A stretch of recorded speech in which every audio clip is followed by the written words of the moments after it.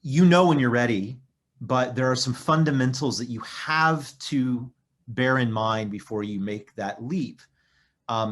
Number one, I think Jeffrey said it very succinctly, which is, product and market fit. Here's the follow-on to that from my point of view, which is just because you're successful in Singapore, as an example, does not mean that the exact same solution and product and go-to-market and team is going to equate to success in Taiwan. I'm sure Ken can attest to that. Yeah, they're both islands, but they ain't the same, right? And so the Pareto principle comes to play here, where an 80-20 world kind of becomes relevant, and you have to be willing to take your ego and push it away from yourself and sometimes slaughter some sacred cows in order to make what you're doing applicable and scalable in the market that you're trying to go into, which segues to the next point, which is beyond product market fit, you need to have the right team. So the folks that you're going to go into these new markets with, maybe they're on your team in your local environment. That's great. And they have experience in the local market that you're trying to penetrate, or maybe you have access to folks in those particular markets, which is the best scenario. Because I think, as we all know from our own experiences, there is no substitution for that feet on the street, ear to the ground, local understanding of what's happening on a day-to-day basis. You can read about it, you can listen to the radio, you can watch the television news, et cetera, but unless you're there breathing the air, you don't really understand what's happening in those markets. And the last part that I think is really important to consider is probably one that is dear to all of us, which is it's cash flow, baby. You gotta have some cash to go into these markets. You can't go in there on the back of a bunch of debt. Yeah, money's practically free right now, but there is no free lunch, right? So making sure that you're financially solvent and ready to go, because a lack of appropriate control over your P&L is the perennial killer of startups. It's not the only one, but it's one of the big ones. So those kind of three areas, right? Product market fit, having the right people on the bus, and having enough burn rate in your cash flow to fund a moonshot experiment are three of the key elements that I've seen startups, particularly in this region, leverage to success.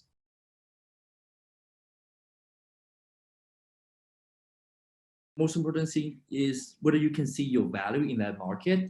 Before you deciding to go into the market, can you see whether you are actually bringing value to the market, rather than, oh, this market is good, I want to have a presence, I want to capture market share there.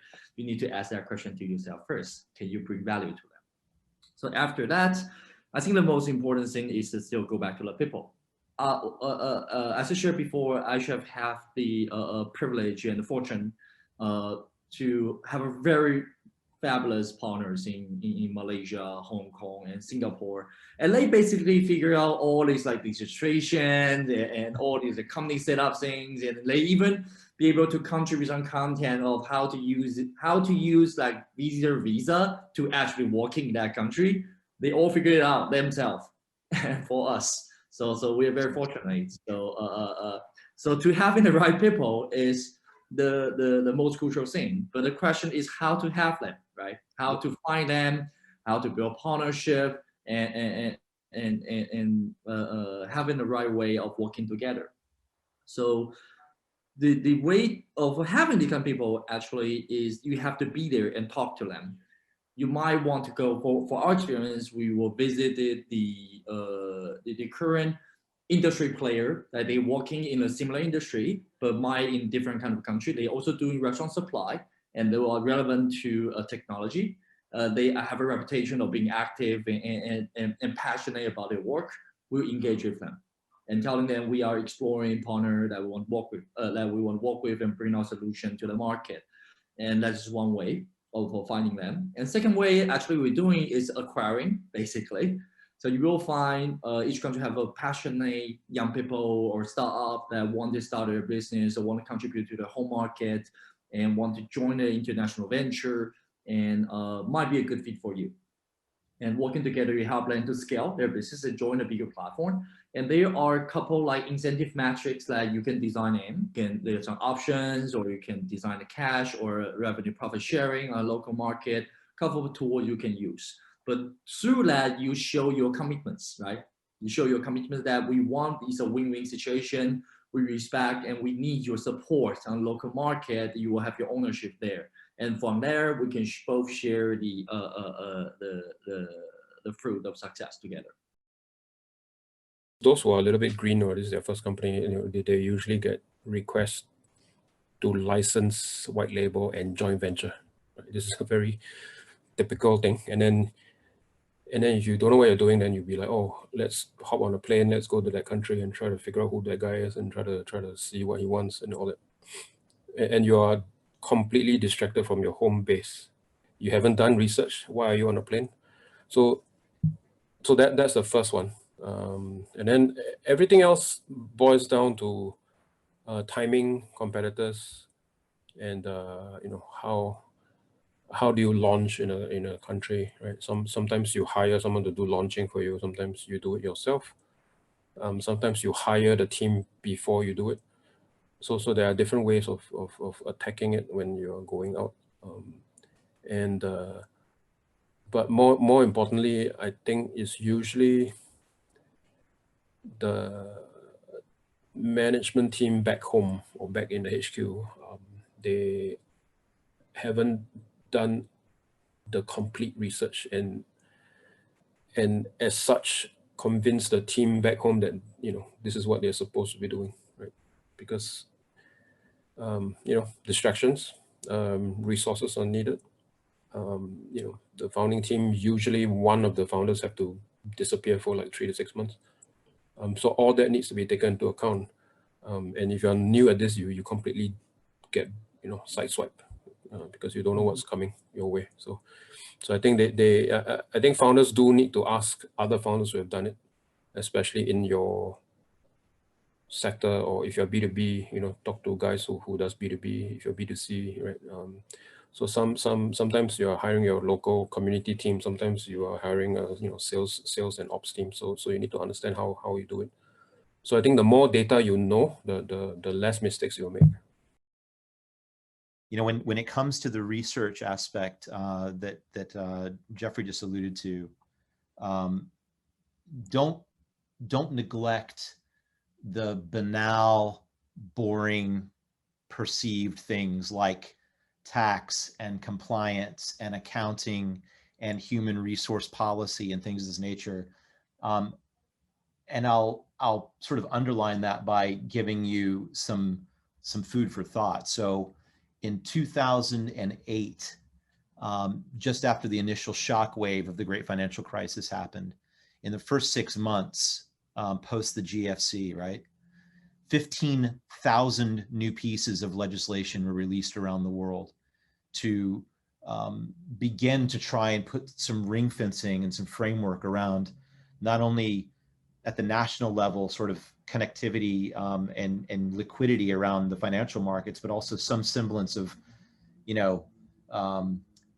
connectivity to the global market, right? Just within the first 6 months. Now, if you fast forward to today and you think about how much news have you guys seen over the past 7 months about stimulus bills being thrown into budgets for governments, right? Including here in Singapore.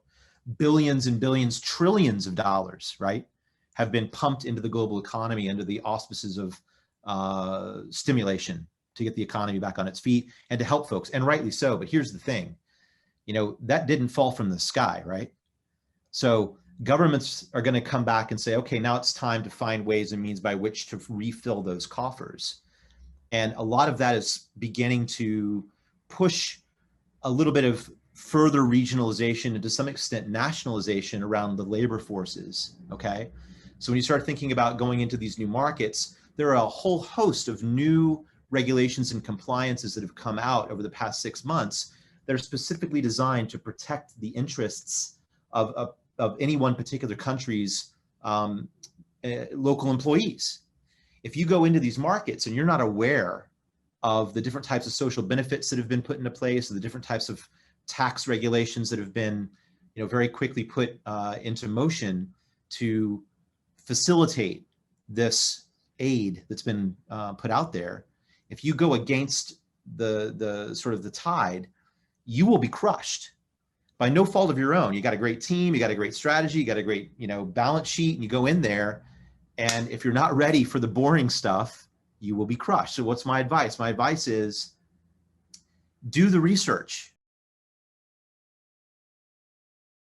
Do your homework, and labor policy, labor law. The first people I talked with when I arrived Singapore was lawyers. We want to know what is the actual status of the establishment company, the hiring policy, because try to be responsible for your future staff, right? You want to then, if you be able to convince the right person who want to work with you, you want to work with a company that actually can last, not for like 4 weeks, but actually be able to run. So given that uncertainty you will face in the new market, that definitely is crucial. You need the team that be able to respond and adjust themselves. And you need the support from leadership for sure to make sure the local teams have the flexibility and the support to make things right. It is not about hiring the right team, it's about making the team right, I would say. When markets are scared and running around and there's all this confusion, et cetera, those companies that kind of rise above that confusion and start to really look for the opportunities are the ones that are going to be successful on the backside of these types of events like the pandemic, as an example. And that's not only germane to making investments and growing into a new market, it's also relevant to taking advantage of this probably once in our lifetimes opportunity to get some of the best talent in the world, right?